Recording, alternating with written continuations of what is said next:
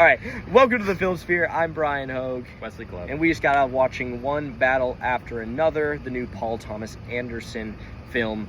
If you've been online or you're like sort of in the film space or sphere for that matter for the past couple of days, this movie's getting crazy reviews. It's like 98 on Rotten Tomatoes, 4.5 out of 5 on Letterboxd.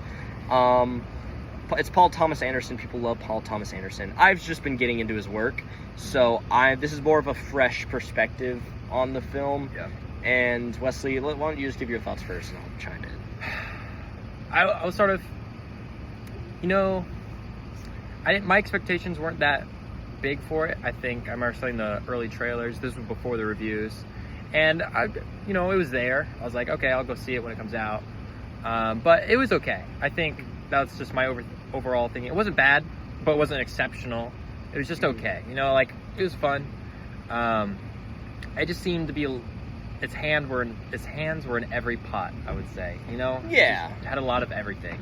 Yeah, I would say, and I thought it was fine. I'm not disappointed at all. Again, I'm new to PTA, and I didn't really have crazy expectations for this. But walking out of the theater, there's one thing I did love, and it is the main plot of Leonardo DiCaprio trying to find his daughter. And that was really compelling, and a lot of the espionage was also really, really cool and had me locked in at times. But there's obviously a lot of political commentary and political satire, a lot of political humor here that's in here. And I really appreciate that, and I can watch that in film despite any political views and enjoy it and just review it as it is.